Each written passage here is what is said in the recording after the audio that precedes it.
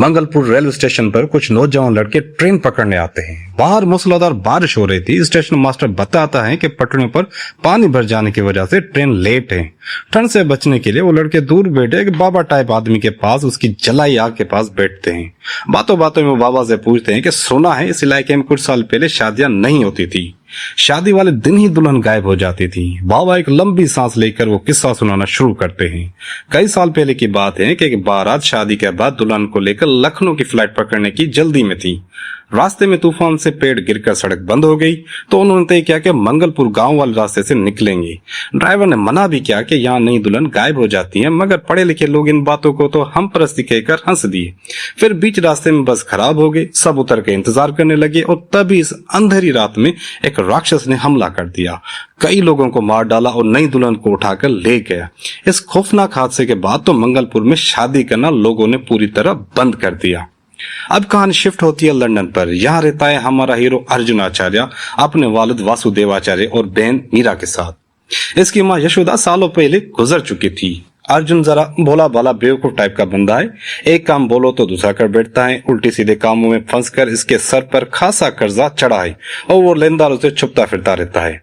इसलिए वासुदेव हमेशा उसे डांटते रहते हैं, मगर अंदर ही अंदर अपने बेटे से बेहद प्यार करते हैं। इधर मीरा राहुल नाम के लड़के को पसंद करती है, जिसकी ज्वाइंट फैमिली इंडिया में रहती है। दोनों की शादी की बात पक्की चल रही है। राहुल का खानदान, खासकर इसकी दादी बहुत मजहबी है और उनका एक गुरु जी है गोविंद महाराज। वो गोविंद महाराज की आज्ञा के बगैर पत्ता तक नहीं हिलाते। सारी पूजा वीडियो कॉल पर होती है और इधर अर्जुन मंत्र पढ़ने में ऐसी गड़बड़ करता है कि मत पूछो। खैर किसी तरह पूजा निपटती है और गोविंद महाराज शादी का एक शब मुहूर्त दे देते हैं। मगर दिक्कत यह है कि मीरा जितनी भी वेडिंग डेस्टिनेशन चुनती है, गोविंद महाराज हर एक को मनहूस बताकर रिजेक्ट कर देते हैं। वासुदेव उन सब झमेलों से जड़कर बोल उठते हैं कि जहां मर्जी शादी करो, मैं बस कन्यादान करने आ जाऊंगा। इतना कहकर वो सिडनी में कॉन्फ्रेंस के लिए निकल जाते हैं और हिदायत दे जाते हैं कि इन्हें कॉल कर परेशान मत करना। अब घर पर बस मीरा और अर्जुन रह जाते हैं। तभी एक दिन दरवाजे की घंटी बजती है। अर्जुन लेंदा समझकर चुप जाता है, मगर आने वाला कोई और नहीं, एक बरतानी वकील रिचर्ड था। रिचर्ड एक चौंका देने वाली खबर लाता है। मीरा और अर्जुन के दादा दुष्यंत आचार्य गुजर चुके हैं और मरने से पहले वो उन दोनों के नाम तकरीबन 500 करोड़ और एक आलीशान महल छोड़ गए हैं। दोनों हैरान रह जाते हैं कि उन्हें तो पता ही नहीं था कि उनके दादा जिंदा थे, ऊपर से इतनी बड़ी जायदाद। वो वासुदेव को कॉल करते हैं, मगर पहले जहाज में होने की वजह से और फिर कॉन्फ्रेंस में मसरूफ होने की वजह से वासुदेव जानबूझकर कॉल नहीं उठाते। मीरा की वेडिंग लोकेशन वाली मसला तो था ही। तभी अर्जुन को आइडिया आता है क्यों ना दादा वाले इस महल में शादी कर ली जाए। बस फिर क्या था, प्लान बनता है कि अर्जुन पहले जाकर महल को ठीक ठाक करवा लेगा, सारा इंतजाम करेगा और शादी से 2 दिन पहले बाकी सब पहुंच जाएंगे। और दोस्तों, वो महल मंगलपुर में था। अर्जुन को तो इस गांव की कहानी का कुछ पता नहीं था और सच कहें तो जानता भी तो जैसा पढ़ा लिखा बंदा यकीन ही नहीं करता।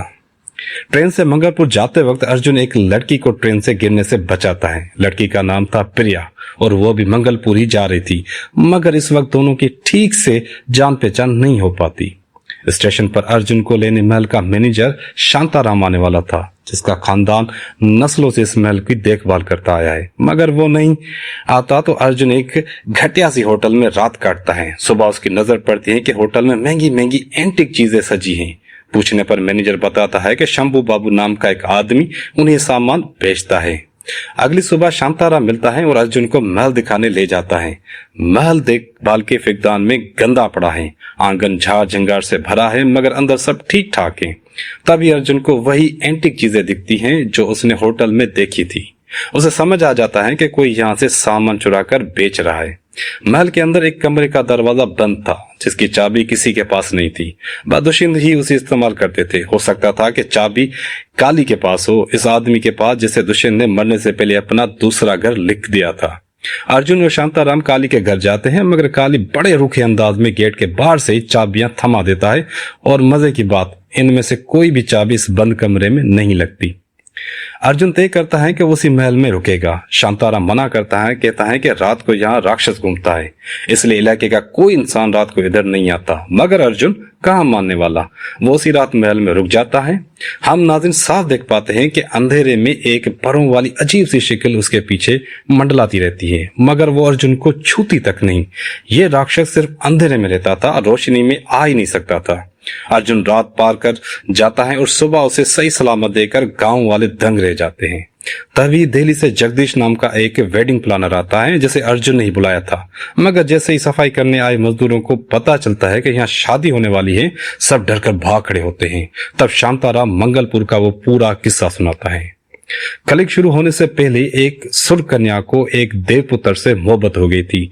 जब वो हमला हुई तो दोनों खानदानों ने इस बच्चे को ठुकरा दिया और देवताओं ने उस पर हमला कर दिया।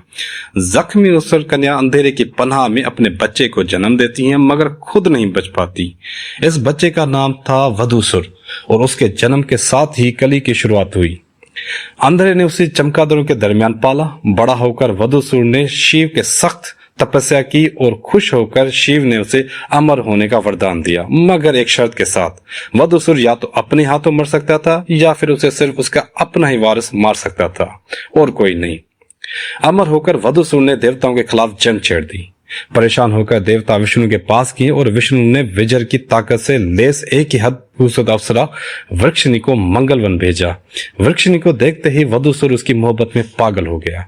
वृक्षिणी ने शादी की शर्त रखी और शादी वाले दिन उसने बड़ी चालाकी से वरमाला में एक मंत्र फूका हुआ खंजर छुपा लिया। इन मौके पर उसने वो खंजर वधूसुर के गर्दन में उतार दिया। उसका जिस्म जमीन में धंस गया, मगर उसकी रूह अब भी जिंदा थी, यानी उसे वापस लाया जा सकता था। इसलिए काली का जादू जानकारों ने उसे जगह एक मंदिर बनाकर उल्टे मंत्र पढ़कर उसे जिंदा करने की कोशिश शुरू कर दी। उन्हें रोकने के लिए वृक्षिणी खुद एक पेड़ बनकर उस मंदिर के ऊपर अपना हाथ रखकर बैठ गई, ताकि कोई वधूसुर को जगा न सके। तभी से वधूसुर की भटकती रूह मंगलपुर में नई दुल्हन को उठा ले जाती या मार डालती है। ये कहानी सुनकर अर्जुन और जगदीश जरा भी यकीन नहीं करते। उल्टा तभी एक आदमी आकर शांताराम को शंभू बाबू कहकर पुकारता है और अर्जुन समझ में सब आ जाता है। शांताराम का ही दूसरा नाम शंभू बाबू ही और यही महल का सामान चुरा कर बेचता था। अर्जुन को लगता है कि वो डरा कर इसे यहाँ से भगाना चाहता है। बस फिर तो अर्जुन की जिद और बढ़ जाती है और शादी यही होगी। जगदीश भी अपनी पूरी टीम बुलाने का फैसला करते हैं। उसी रात अर्जुन और जगदीश को एक परछाई दिखती है, जिसे अर्जुन चोर समझकर दबोच लेता है, मगर वो निकलता जगदीश का भांजा बल्ली, जो टीम का इलेक्ट्रिशियन था और खिड़की से अंदर घुसा था। बल्ली पहले अर्जुन को नौकर समझकर उसे चाय बनवाने को कहता है और बस यहीं से दोनों की ठन जाती है। टीम में एक और किरदार आता है रागिनी, जो खाना बनाएगी। तो दोस्तों, अगली सुबह रागिनी झुककर कपड़े धो रही थी, तभी वहां से बल्ली गुजरता है और अपने जूते की गंदगी पीछे की दीवार पर साफ करने लगता है। दूर से यह मंजर देखकर अर्जुन को लगता है कि बल्ली रागिनी के साथ बदतमीजी कर रहा है। वो बल्ली से लड़ पड़ता है। जगदीश समझता है कि बल्ली के किरदार में कोई खोट है। अर्जुन गलत समझ रहा है, मगर अर्जुन के ज़हन में बल्ली के लिए पहले से ही नेगेटिव तस्वीर बन चुकी थी। उसी दिन बल्ली बिजली का काम करते वक्त कुछ गड़बड़ कर बैठता है और मीटर से धुआं निकलने लगता है। अर्जुन स्विच ऑफ करने जाता है और उसे जबरदस्त करंट का झटका लगता है, जिससे उसकी धड़कन तक रुक जाती है। बंदा तकरीबन मर ही चुका था। ऐन वक्त पर प्रिया वहां आ जाती है और उसे सीपीआर देकर उसकी जान बचा लेती है। दरअसल प्रिया अर्जुन का शुक्रिया अदा करने आई थी। अब दोनों की ठीक से जान पहचान होती है। सच तो ये था कि प्रिया मंगलपुर अपनी बहन को ढूंढने आई थी, जो शादी के बाद यहीं से गायब हुई थी। मगर प्रिया अर्जुन से झूठ बोलती ही कहती है कि वो एक राइटर है, पुराने मंदिरों सकाफती विरसे पर तहकीक कर रही है। अर्जुन उसे मीरा की शादी में बुला लेता है और फिर उसे स्टेशन छोड़ आता है। और दोस्तों, इस करंट वाले हादसे के बाद से एक अजीब बात होने लगती है। अर्जुन को महल में मरे हुए लोगों की रूहें नजर आने लगती हैं। वजह यह कि वो खुद कुछ पल के लिए मौत के मुंह से लौटा था और मरा हुआ इंसान ही मरे हुए को देख सकता है। हालांकि अर्जुन को खुद नहीं पता था कि जिन्हें वो देख रहा है वो जिंदा नहीं है। इधर बलि रातों को बुरी तरह डरने लगता है। राक्षस उसके पीछे पड़ा था, कभी ऊपर से चादर खींच लेता, कभी परछाई बनकर डराता। एक रात तो राक्षस उस पर सवार हो जाता है। बलि एक दीवार के सामने झुककर उस राक्षस से बातें कर रहा था और वो दीवार थी रागिनी के कमरे की। दूर से अर्जुन को लगता है कि बलि फिर से झांक रहा है। वो जगदीश को बुला लेता है, मगर तब बलि कहीं और जा रहा था। दोनों उसका पीछा करते हैं। बलि जंगल के बीच एक ऐसी जगह पहुंचता है जहां एक मंदिर और उसके पास एक बड़ा पेड़ था। अचानक मंदिर गार्ड से ढेर सारे चमगादड़ निकल आते हैं और डर कर अर्जुन और बलि भाग कर खड़े होते हैं। जगदीश पीछे छूट जाता है और अगली सुबह ही बेहोशी की हालत में मिलता है, जिसे पुलिस महल छोड़ जाती है। बलि से पूछो तो उसे कुछ याद नहीं, क्योंकि उस वक्त वो पजेस था। जगदीश हर काम दुगना बिल बनाकर अर्जुन से पैसे ईंट रहा था। एक दिन बाहर निकलने पर अर्जुन के फिर प्रिया से मुलाकात होती है। प्रिया बताती है कि इसका काम खत्म हो गया, अब वो रिसर्च के सिलसिले में मंगलपुर में ही रुकेगी। बस उसके बाद दोनों का साथ घूमना फिरना बढ़ जाता है। धीरे धीरे अर्जुन उसे चाहने लगता है और शादी का प्रपोजल भी दे डालता है। प्रिया कहती है कि इसका जवाब वो मीरा की शादी के बाद देगी। प्रिया अर्जुन को समझाती है कि वो वधूसुर वाली बात पर यकीन करती है और मीरा की शादी यहाँ ना करवाए, मगर अर्जुन हंसकर टाल देता है। यहाँ तक कि कह देता है कि इसने तो वधूसुर का मंदिर तक देखा है। प्रिया के कहने पर अर्जुन उसे वो मंदिर दिखाने ले जाता है। मंदिर जमीन में धंसा हुआ था, सिर्फ दरवाजा और चोटी बाहर थी। दोनों वहां खड़े थे कि अचानक चारों तरफ अंधेरा छा जाता है। प्रिया जानती थी कि अंधेरा ही वधूसुर की ताकत है, तो फौरन अर्जुन को लेकर वहां से भाग निकलती है और तभी उस मंदिर से बाहर निकलकर खड़ा हो जाता है वही राक्षस। तो क्या वधूसुर वापस आ गया था? इधर शादी की तैयारियां तकरीबन पूरी हो चुकी थी। मीरा भी इंडिया के लिए निकल चुकी थी। तभी सिडनी से लौटकर वासुदेव को सब पता चलता है और अर्जुन को कॉल करके कहते हैं कि महल में शादी करना नामुमकिन है। अब अर्जुन इस बात को संजीदगी से लेता है, मगर तैयारी तो पूरी हो चुकी थी। वासुदेव उसे गुरु गोपाल दास आश्रम जाकर वहां के महापंडित वैष्णव गुरु से जिनसे मिलने को कहते हैं। अगर वो हरी झंडी दी तभी शादी होगी। वैष्णव गुरु जी बताते हैं कि दुष्यंत ने पूजा और तपस्या से वधूसुर का अजाब दूर कर दिया था और मरने से पहले कह गए थे कि अब मंगलपुर में शादी हो सकती है। फिर भी दोबारा जांचने के लिए गुरुजी अपने एक शागिर्द पंडित राम शास्त्री को अर्जुन के साथ भेजते हैं। महल पहुंचकर राम शास्त्री परखते हैं और पाते हैं कि यहाँ अब भी एक खौफनाक बुरी ताकत मौजूद है। वो अर्जुन से कहते हैं कि यहाँ बात फौरन महापंडित तक पहुंचानी होगी। हर दरवाजे के सामने दिए जलाए रखो, क्योंकि रोशनी में वधूसुर बेबस और किसी भी कीमत पर शाम होने से पहले मंगलपुर छोड़ दो। अर्जुन उन्हें छोड़ने निकलता है, मगर रास्ते दिन में ही चारों तरफ अंधेरा करके एक तूफान उठता है। दोनों एक छप्पर के नीचे बना लेते हैं। तभी टीन का एक टुकड़ा उड़कर राम शास्त्री की गर्दन में जा लगता है और उनका सर धड़ से अलग हो जाता है। तो क्या ये वधूसुर का काम था? पुलिस उस तूफान का आम हादसा बताकर टाल देती है। बुरी तरह डरकर अर्जुन रात को महल लौटता है। सब गहरी नींद में थे, तभी वधूसुर उस पर हमला कर देता है। बिजली गायब थी, हवा से दिए भी बुझ चुके थे। अंधेरे में वो राक्षस अर्जुन को पूरी तरह दबोच लेता है।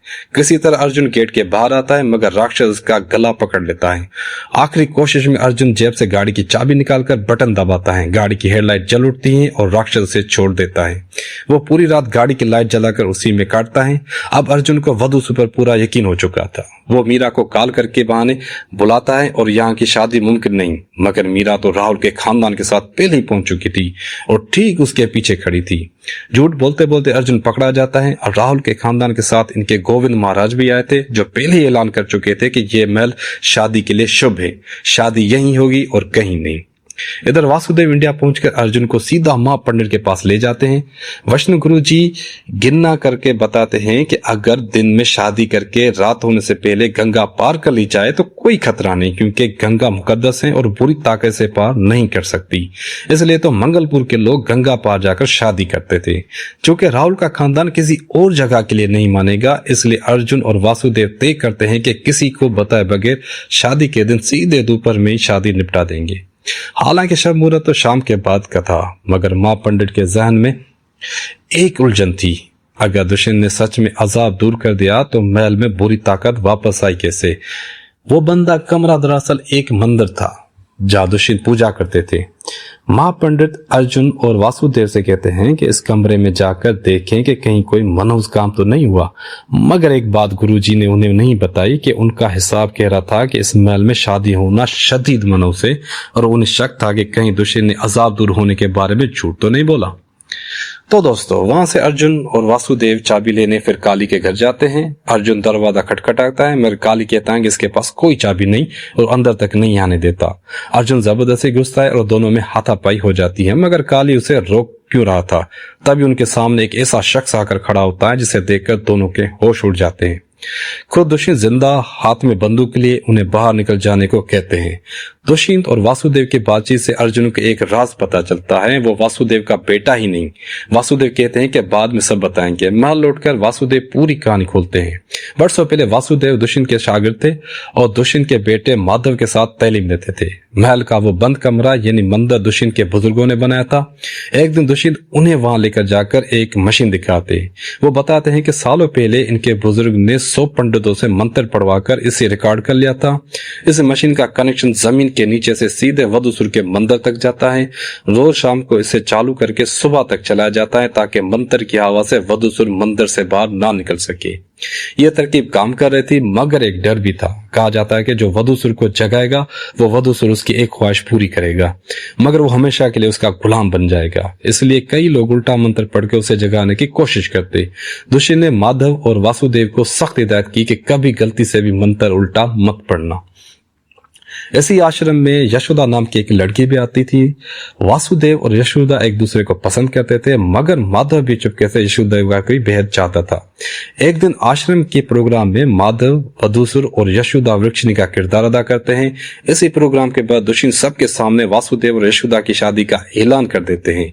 यह सुनकर माधव आग बगुला हो जाता है, सबके सामने वासुदेव की पिटाई कर देता है। उसी रात माधव ठान लेता है कि वो वधूसुर को जगाकर अपनी ख्वाहिश में यशोदा को मांगेगा। वो मंदिर जाकर मशीन बंद करके उल्टा मंत्र पढ़ने लगता है। दुष्यंत भाग जाते हैं और दूर कर मशीन फिर चालू करते हैं, मगर तब तक माधव पर वधूसुर की रूह सवार हो चुकी थी। जब दुष्यंत को पता चलता है कि माधव ने यशोदा के लिए क्या किया, तो वो उसे वादा देते हैं कि वो यशोदा को उसका जरूर बनाएंगे। अगले दिन दुष्यंत वासुदेव से गुरु दक्षिणा में यशोदा को मांग लेते हैं। माधव के लिए वासुदेव के पास कोई चारा नहीं था, वो मजबूरी में मान जाता है। दुष्यंत उसे कहलवाते हैं कि वो खुद को बुरा बताकर यशोदा से शादी से मना कर दे। दिल पर पत्थर रखकर वासुदेव यशोदा से कह देता है कि वो शादी नहीं करना चाहता। इसे दबा यशोदा का जिस्म अच्छा लगता था। यह सुनकर यशोदा का दिल टूट जाता है, क्योंकि शादी का ऐलान हो चुका था और खानदान की इज्जत दांव पर थी। दुष्यंत यशोदा की शादी माधव से करवा देते हैं, मगर माधव खुद पर काबू नहीं रख पाता था। वो वधूसुर को जगाने की लालच उसके अंदर बढ़ाता जाता है और अक्सर रातों को वधूसुर उस पर सवार हो जाता। एक रात यशोदा की नींद खुलती है। वो नीचे आकर देखती है कि मंदिर में तकरीबन राक्षस बनकर जो कहा है माधव और उसके नीचे बैठे दुष्यंत हाथ जोड़कर वधूसुर से अपने बेटे को छोड़ देने की भीख मांग रहे हैं। दरअसल उल्टा मंत्र पढ़ने की वजह से माधव पहले अजाब में मुब्तला हो चुका था। ये खौफनाक मंजर देखकर यशोदा डर कर भागती हैं और सामने पड़ जाती हैं वासुदेव के। यशोदा उसे अपने साथ ले चलने की मिन्नत करती हैं और दोनों भाग निकलते हैं। कुछ दिनों बाद यशोदा को पता चलता है कि वो हामला है और बच्चा माधव का है। तब वासुदेव उसे शादी कर लेता है और दोनों मुल्क छोड़कर चले जाते हैं। माधव का वही बच्चा दरअसल अर्जुन है, जिसे वासुदेव ने अपने बेटे की तरह पाला, कभी भनक तक नहीं लगने दी। बाद में वासुदेव और यशोदा की एक बेटी हुई मीरा। तभी महापंडित महल आते हैं और एक चौंका देने वाली बात बताते हैं। कल एक 36,000वीं पूर्णिमा होने में बस 2 पूर्णिमा बाकी हैं। उन्हीं 2 पूर्णिमा के अंदर अगर दुष्यंत वधूसुर को जगा ना पाए तो अपने बेटे माधव को इस अजाब से कभी आजाद नहीं करा पाएंगे, और इसलिए चाहते थे कि एक नई दुल्हन। दरअसल वधूसुर को जिंदा करने के लिए 13 दुल्हन कुर्बानी चाहिए थी और उनमें से 12 की कुर्बानी तो पहले ही चढ़ चुकी थी। बस ये आखिरी 13वीं कुर्बानी बाकी थी और वो थी मीरा। इसलिए दुष्यंत गाँव में झूठ फैलाते थे कि अजाब खत्म हो गया है ताकि शादियां शुरू हों, मगर डर के हमारे कोई तैयार नहीं हो रहा था। तब दुष्यंत ने एक चाल चली, अपनी मौत का झूठा ड्रामा रचाकर जायदाद देने का नोटिस मीरा और अर्जुन के पास भिजवा दिया और वो दोनों ये चारा निगलकर शादी के लिए यहाँ चले आए। महापंडित उनसे कहते हैं कि शादी का प्रोग्राम जारी रखें। माधव अगर रोज अटकाते आया तो वो उसके रोकने की पूरी कोशिश करेंगे। शादी का प्रोग्राम शुरू होता है, मगर दोपहर में शादी का ऐलान सुनते ही राहुल के गोविंद महाराज से भड़क उठते हैं। शादी अपने सही मुहूर्त पर रात को ही होगी, वरना नहीं। राहुल का खानदान रात की शादी पर अड़ जाता है। इधर अर्जुन और वासुदेव रात को शादी नहीं करवाना चाहते, क्योंकि वो मीरा को खोना नहीं चाहते। बात टूटने पर मीरा कहती है कि अगर ये शादी नहीं होगी तो वो जिंदगी भर कभी शादी नहीं करेगी। तब अर्जुन सोचता है कि अगर मीरा का दिल ही मर गया तो इस जिंदगी का क्या फायदा, जो होगा देखा जाएगा, शादी हो जाने दो। और तय होता है कि शादी रात को ही होगी। शादी पूरी होती है। अचानक बिजली चली जाती है और हवा से सारे दिए बुझ जाते हैं। अर्जुन समझ जाता है कि राक्षस के रूप में माधव मीरा को लेने आ रहा है। वो मीरा को एक कमरे में बंद करके दरवाजा बंद कर देता है और बिजली ठीक करवाने में लग जाता है, मगर उसमें वक्त लगने वाला था। इधर महापंडित और वासुदेव मंदिर के दरवाजा तोड़कर मंदिर वाली मशीन ठीक करने में जट जाते हैं।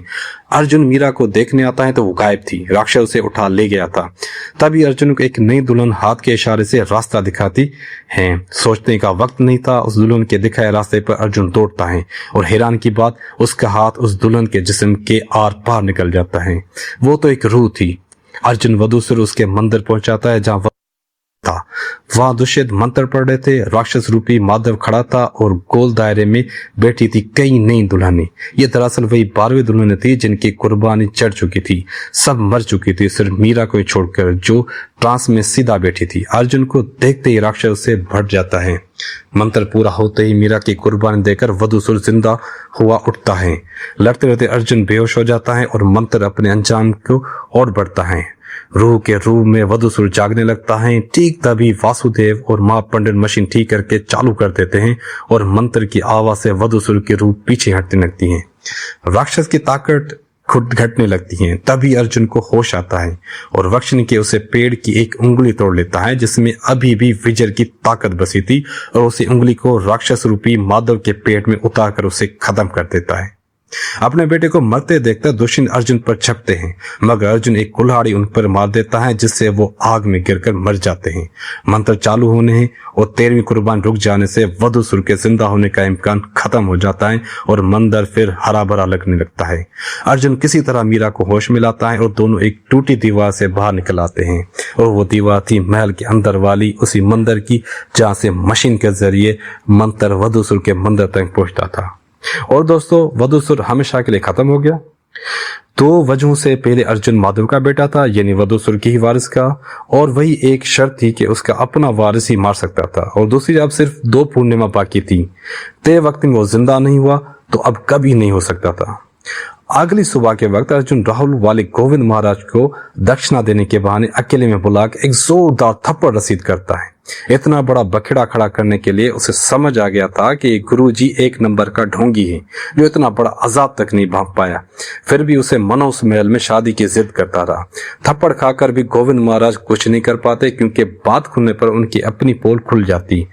फिर प्रिया विदा लेने आती हैं। अर्जुन उसे वादे के मुताबिक पूछता है कि क्योंकि उसने प्रिया से वादा किया था कि मीरा की शादी ठीक से होगी तो वो दोनों भी शादी करेंगे, मगर प्रिया ऐसे पेश आती है जैसे ऐसे किसी वादे का पता ही नहीं। तभी प्रिया एक राज खोलती है। वो झूठ बोल रही थी कि वो कोई राइटर थी, ना रिसर्च के लिए आई थी।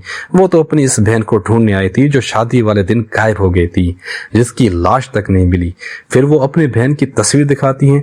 प्रिया और उसकी बहन हूबहू एक जैसी जुड़वा थी। फर्क बस इतना था कि जुड़वा बहन साड़ी पहनती थी और प्रिया वेस्टर्न ड्रेस, और उस बहन का नाम था चित्रा। तस्वीर देखते अर्जुन के पैरों तले जमीन खिसक जाती है। जिससे वो इतने दिनों से प्यार कर रहा था वो असल में प्रिया नहीं बल्कि उसकी जुड़वा बहन चित्रा थी, जिसे माधव ने उठाकर मार डाला था और इसलिए उसकी भटकती रूह यहाँ घूम रही थी। प्रिया कहती है कि अर्जुन एक अच्छा इंसान है। अगर वो पहले से शादीशुदा ना होती तो उससे जरूर शादी करती। अर्जुन उसे ये नहीं पता था कि उसने की जुड़वा बहन को देखा था। प्रिया को विदा करके वो सीधा अपने कमरे में जाता है और वो कैमरा खोलता है जिसमें उसने प्रिया के साथ गुजरे पलों की रिकॉर्डिंग की थी, मगर वहां सिर्फ उसकी तस्वीरें थी, कहीं नहीं थी। तब अर्जुन को पूरा यकीन हो जाता है कि वो इतने दिन चित्रा की रूह के साथ ही था। माधव और दुष्यंत के मरने के बाद मंगलपुर में फिर कभी कोई दुल्हन गायब नहीं हुई। और दोस्तों, अब आता है आखिरी ट्विस्ट।